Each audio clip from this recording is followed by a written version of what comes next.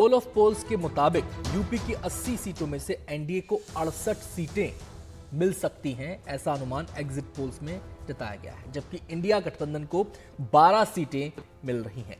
और इस पूरे समीकरण को लेकर जो उत्तर प्रदेश के डिप्टी सीएम हैं ब्रजेश पाठक, वो क्या कहते हैं, वो क्या सोचते हैं, जरा दिखाते हैं आपको। एग्जिट पोल ने यह दिखा दिया कि भारतीय जनता पार्टी प्रचंड बहुमत के साथ तीसरी बार माननीय मोदी जी के नेतृत्व में सरकार बनाने जा रही है और उत्तर प्रदेश में 80 की 80 सीटें राजग गठबंधन भारतीय जनता पार्टी जीतेगा और एक तरफा भारतीय जनता पार्टी चुनाव जीत रही है।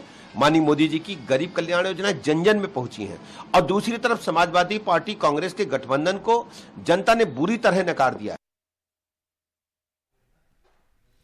इसी तरह बिहार की 40 सीटों में एनडीए को 33 जबकि इंडिया गठबंधन को 6 सीटें मिल रही हैं। आपको बताएं कि बिहार में पिछली बार जो एनडीए का परफॉर्मेंस था वो था 39 सीटें, केवल एक सीट आई थी, वो भी कांग्रेस के खाते में। आरजेडी का खाता भी नहीं खुल पाया था बिहार में। इस बार तस्वीर थोड़ी सी अलग है, लेकिन फिर भी एनडीए 33 सीट जीतने में कामयाब हो सकता है, ये एग्जिट पोल बता रहे हैं। यहां एक सीट अन्य के खाते में जाती दिखाई दे रही है। बंगाल पूरे चुनाव के दौरान खासा चर्चा में रहा और बीजेपी ने भी यह दावा किया कि उसका सबसे बेहतर प्रदर्शन इसी राज्य में होगा।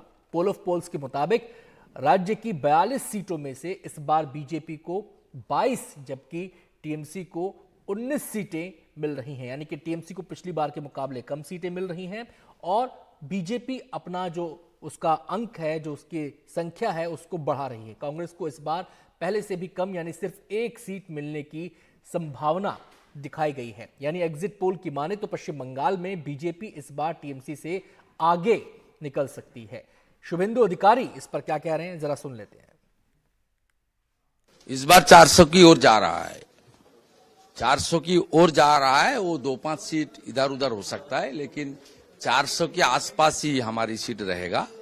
और बंगाल में पिछले टाइम जो सीट आया था 2018 में, उसमें उससे ज्यादा सीट मिलेगा और टीएमसी से हमारा आंकड़ा आगे रहेगा। ओडिशा के नतीजों पर भी इस बार सबकी नजर है। पोल ऑफ पोल्स के मुताबिक इस बार राज्य की 21 सीटों में बीजेपी को 15 सीटें मिल सकती हैं, जबकि बीजेडी को 5 और इंडिया गठबंधन को सिर्फ एक सीट से संतोष करना पड़ सकता है।